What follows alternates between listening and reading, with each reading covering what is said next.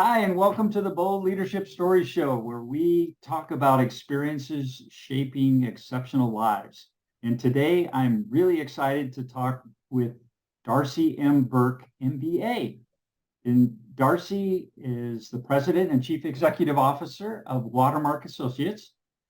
It's a business consulting firm. And prior to leading Watermark, she was a director of public affairs for the Municipal Water District of Orange County, MWDOC, and executive director of a number of municipal water district of nonprofit organizations throughout Southern California, including the California-Nevada section of the American Waterworks Association and Metropolitan Water District of Southern California's Water Education Center.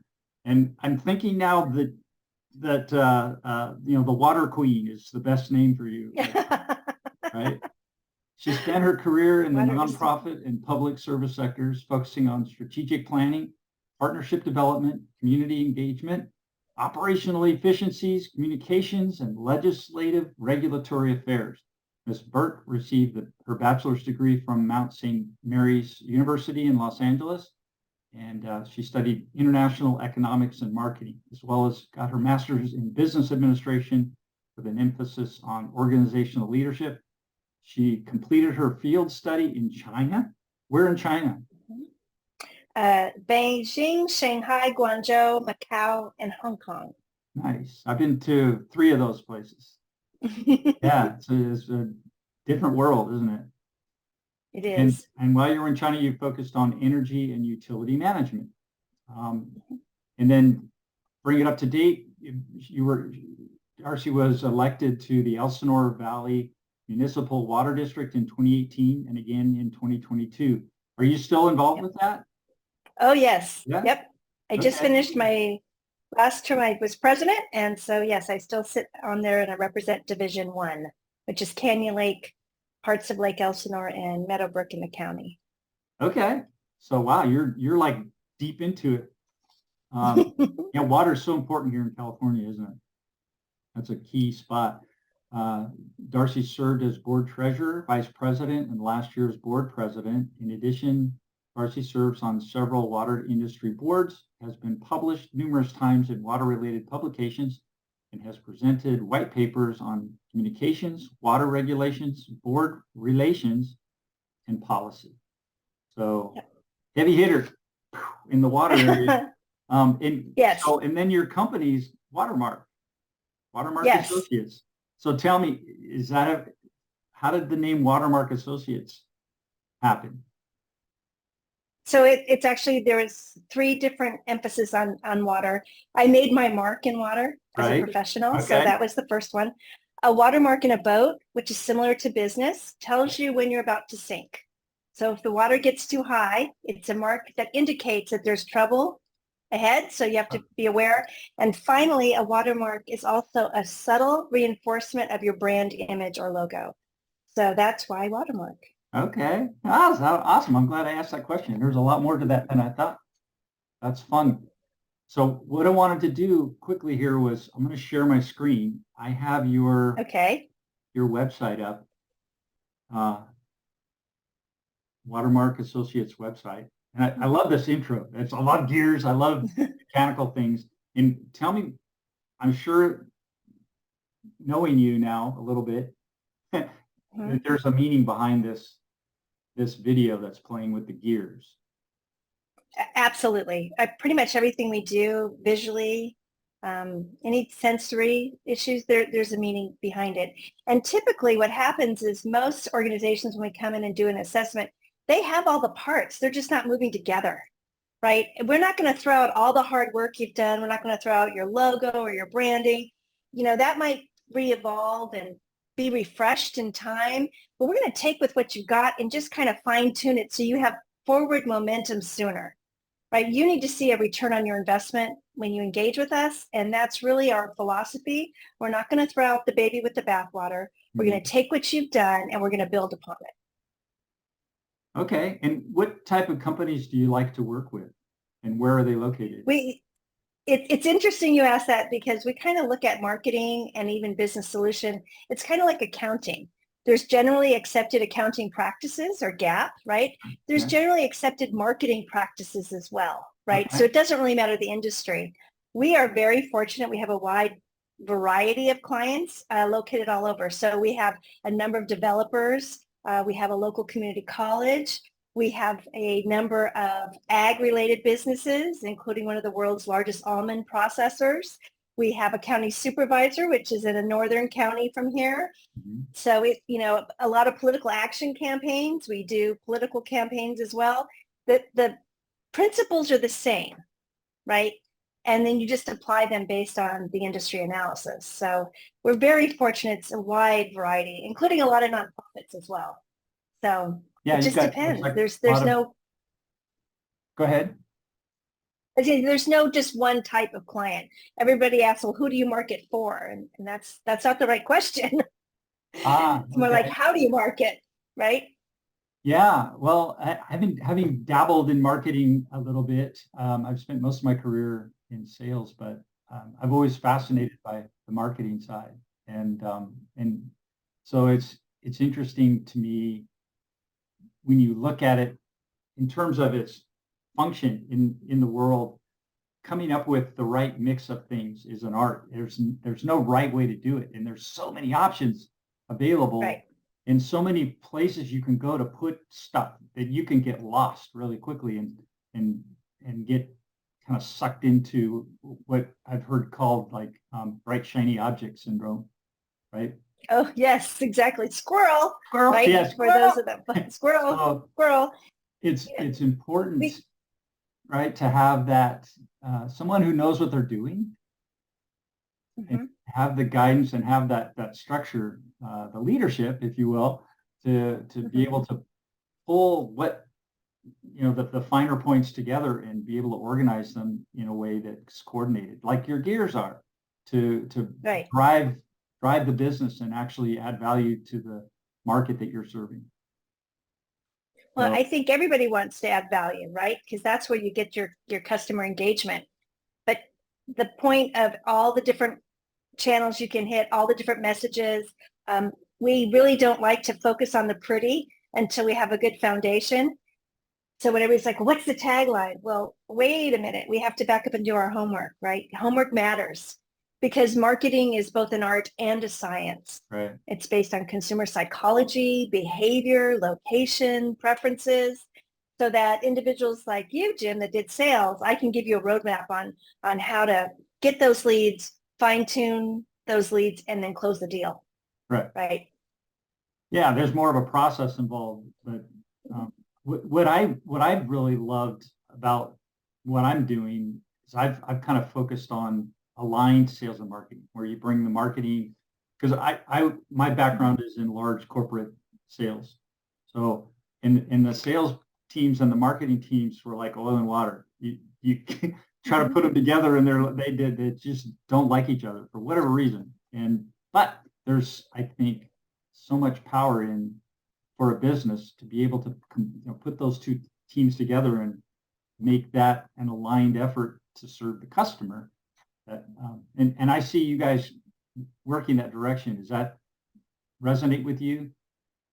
Absolutely. I think, when you look at the C-suite, those individuals are expecting marketing and sales to work together, right? That's their thought process. Mm-hmm. So sometimes we're able to bridge the gap between the two departments just because, it's not personal, it's business, right? And to make those connections and see how you can work better together rather versus, well, you're not following our marketing plan or your messaging is off, right? It could be that if it's an internal process, you have to sell the internal customer just as much as you need to sell the external customer. Yes, I've had that. I've had, in fact, I would say to a large degree in my career, the sales is internal. Yes, 100%. But the customer wants something that's not something that the customer or the business does normally. So it's custom, it's like, okay, well, now I got to go sell my company on it, actually investing kind of in this idea to make it work. Those are the ones, though, when you get them done, that end up being great. Yes. That end up being for everybody. Yes. Yeah. So they're worth the effort. So as a leader, Darcy, where do you see yourself in the community here in Temecula? And what is it that you could say maybe that's bold about what Watermark is doing and the value you're adding here?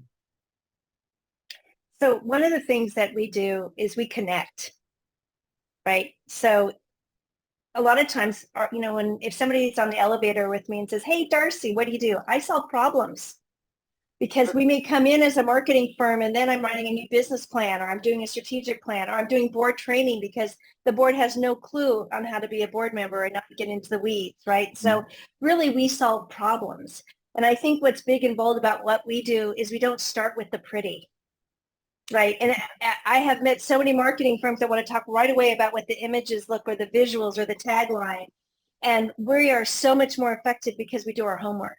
Both my business partner and I, Judy Zelfikar, we both have MBAs, right? So, there's a process that works. We know what that is, and you can't really skip it, because you may have very short-term success, but you won't have long-term. The other thing we do for our clients from the very beginning is we tell them that we're going to be transparent. So, a lot of times as a consultant, when you're a marketing consultant or a business consultant, you have a meeting with a client and then you go away. So we have tools and platforms that allow the client to log in and see what we're working on. We generate a pretty comprehensive KPI, or key performance indicator report, every month that goes to them based on all their goals, the objectives, the tactics, and where we are and how we've moved the needle. You have to provide your value and remind people of your value regularly. Not every day, but regularly. This is what I've done for you lately. So by being transparent and giving them tools to the dashboard, they can see the needle move themselves. It's not something I have to create in a PowerPoint. It's automatically generated, so it's truly transparent. And I don't think most companies have the confidence to do that. Yeah, okay. So when you say you start with the not pretty, that means, what would you say, put that into another perspective? What is it you start with? If it ain't pretty, why is it worth looking at? Well, you make it pretty, but you need cake to put frosting on, right? You can't just put the frosting on nothing, right? Or throw pasta on the wall and say, "Oh, that's stuck. That's great." We start with doing a really thorough assessment. We're going to look at a SWOT, and we add 2 T's because we look at trends. We look at the external environment, the political, the environmental. In California, if you're not looking at legal, you're not paying attention, right? Economic, all of those factors, because that goes into making better decisions. If you know where you are in the marketplace and what impacts the marketplace can have on your business, you can adapt much easier than waiting for it to happen. I like to use an example doing with some of my clients sometimes, like, "Oh, we don't want to do all the homework." Well, that's really what we do. However, if you were building the best fire burning fax machine there was, and you were not paying attention to email, where would you be today? Oh, you wouldn't be.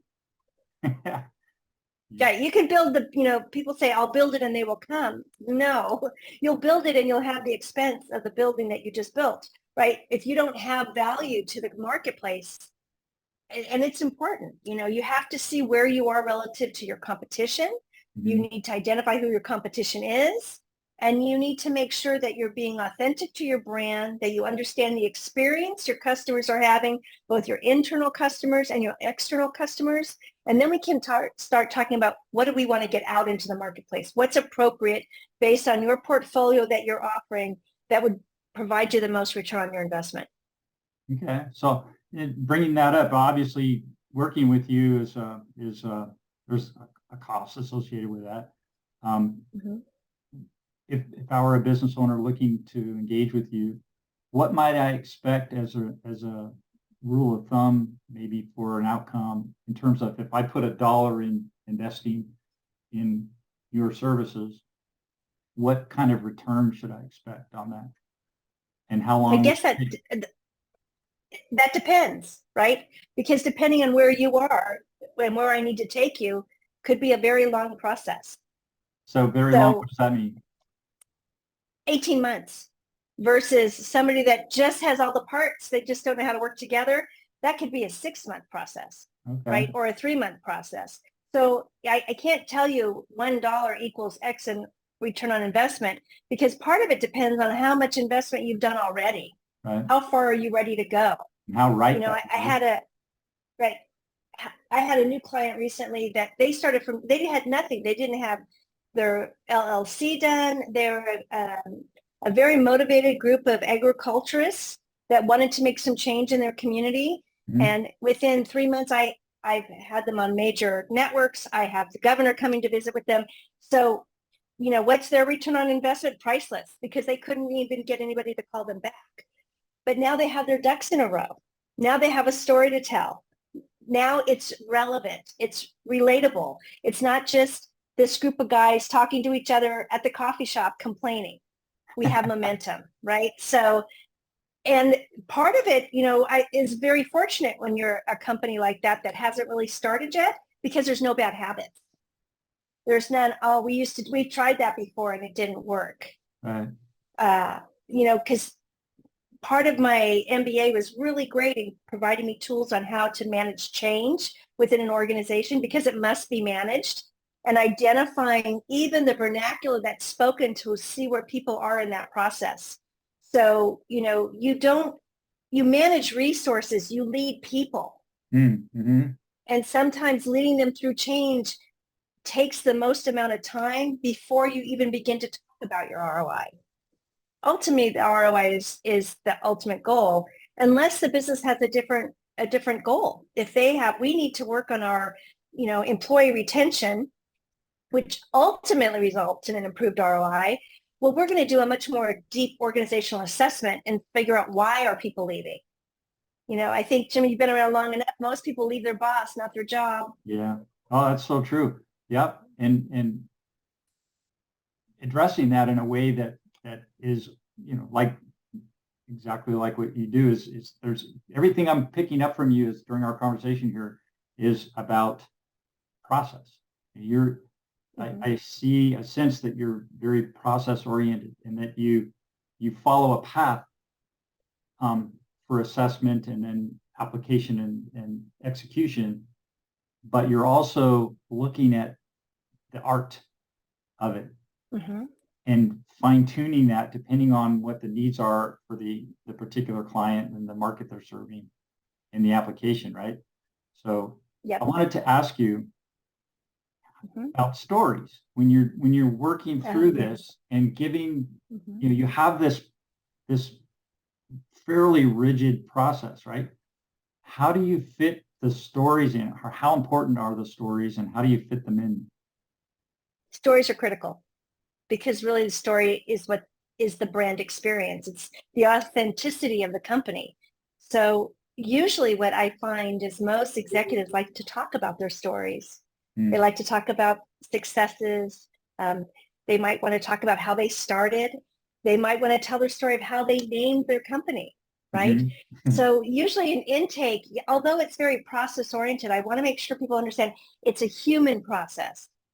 One of the best things we do is we listen, so that when I come back and I say, here's some content we're going to start refreshing your website with, they can hear themselves in those words.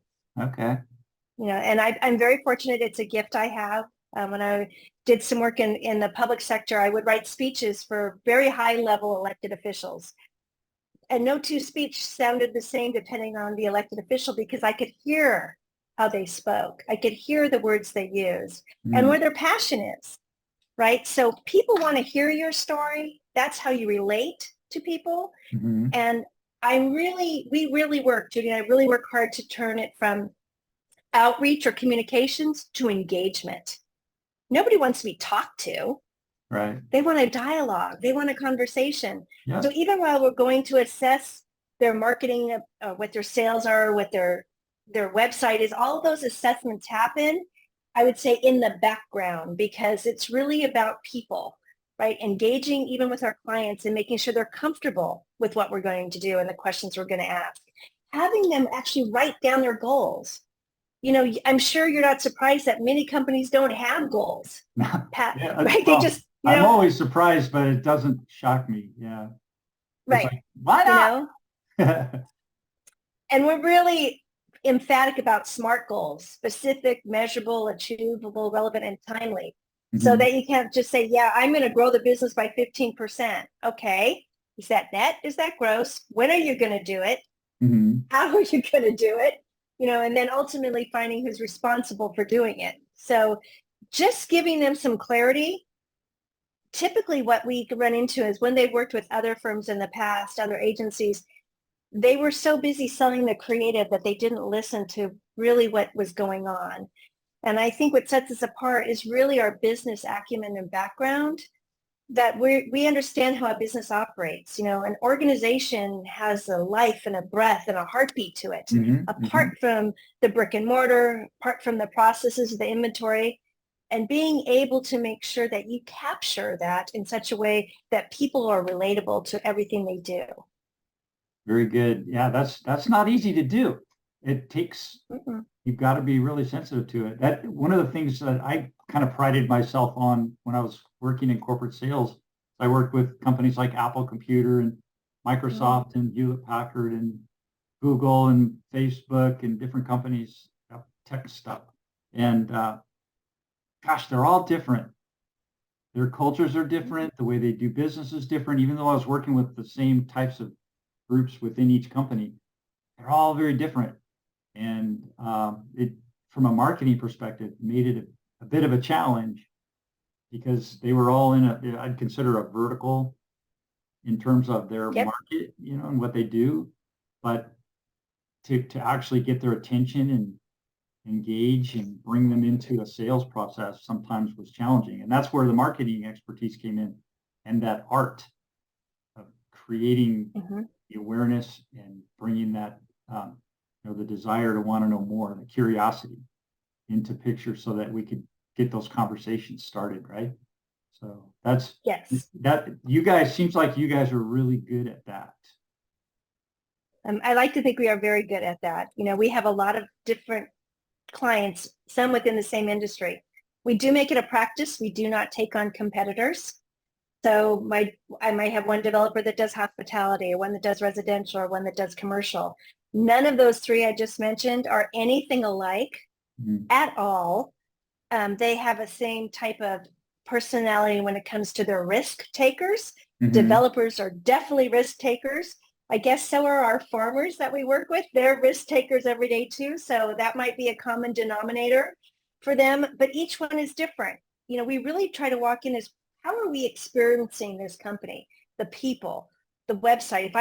If I'm frustrated, I can't find anything, I'm not going to stay there. Mm-hmm. The point about stories, I think, is also important, is social media would not be as popular as it is if people didn't want to tell their stories. They want to tell you everything: what they ate for dinner, where they're at, who they're Yeah. with, where they're going on vacation. People want stories. Love stories. Yeah. Yep. So help me with a story. I'm going to ask you if you have any Okay. stories from your personal experiences that you Mm-hmm. could share with us about bold leadership that might inspire someone coming up in the ranks and or wanting to learn more about leadership. So I'm going to tell you a story about, I'm going to leave the name of the company off because the first part's not very flattering, but I was in a very strong leadership position in an organization, and it was a very political project I was working on. And I was asked by a member of that board of directors to say something negative about the person I worked with on the board as well. Not just say something, but accuse them of something. And in reward, I would be given this great promotion and job and whatever. Jim, I'm a single mom. I'm a single mom of a medically fragile child. So that number that they put on that piece of paper looked really good. Mm. And if I didn't sign that piece of paper, I was going to lose my job. Mm. I did not sign that piece of paper. Why? I walked out knowing I was not going to have a job. Okay. But I did the right thing. Yeah, that was Now bold. let's fast forward. Was very bold, but it was the right thing to do. So let's fast forward, not quite 20 years, but a little time on. And I run into that same individual who now has to call me the Honorable Darcy Burke because now I'm elected, right? The things that they said would happen, you're not going to make anything, you'll never work in this industry again, was completely wrong, right? I did the right thing because it was the right thing to do. Most people don't do the right thing because they're afraid. It takes courage. The best rewards I ever had was taking that leap of faith, and that Indiana Jones movie where he takes the leap of faith to get to the Holy Grail, and there's a bridge there, right? I like to think it's a trampoline because not only did it break my fall, but it propelled me to much greater things. Being brave and courageous, especially as a woman in male-dominated fields, is critical. So that would be my big and bold, was the right thing to do, and I'm glad I did it. Awesome. Well, thank you. That was a wonderful story. Thank you for sharing that. So, gosh, our time's almost up, I think. It's gone really quickly. Just one last question, if I could, is where do you see, Darcy, for you, what's your vision for the future in Temecula Valley? And where do you see things going for your company in the Valley? So our company obviously does work way outside the Valley, although we obviously call Temecula home. I physically live in Canyon Lake, but our business is in Temecula, and I have a investment in that community. And I really think what's going to happen, let's say even the next 10 years, the demographics of Temecula are changing. It's not that sleepy little town anymore where we have 5 wineries. And no offense to anybody listening, you couldn't really drink any of the wine that was out there. It was not, top shelf. We have 50 some wineries now. The specific wine country plan is 125. Temecula is going to grow up. And we've seen some of that. We have some homeless challenges at times. There's been some incidences in Old Town or our offices. That's not really something you want plastered on the front page of a website or social media or newspaper. I think Temecula is going to have to learn how to act as an adult and not a child or a teenager, even though we've been around a long time, that they're going to have to just become more sophisticated as a city. And and that's the businesses too. We have to help each other out, not a hand out, as we like to say, even with some of our challenges with homeless, but a hand up. So for those new businesses that are starting and struggling, I think it's our obligation to help them be successful, to help them know that you can choose Temecula first on where to shop, where to dine, where to do business. You'd be surprised at the breadth and talent that's in our community. But really, it's time we grow up. We're not that sleepy little town anymore. We are now on the map, and we worked really hard to get on the map. But with that map comes challenges. People that normally didn't come to Temecula before maybe have a different agenda, different types of people moving in. It's really important that we figure out how to make it all work together, not in a partisan way, but a nonpartisan way, and really, embrace the values we have as a community. Excellent. Thank you. I love that vision. I agree with you. That's the way that we need to go. So, well, thank you very much for your time. I appreciate it. And we'll thank you for having me. This is lovely. We'll sign off and we'll talk in a bit. Okay.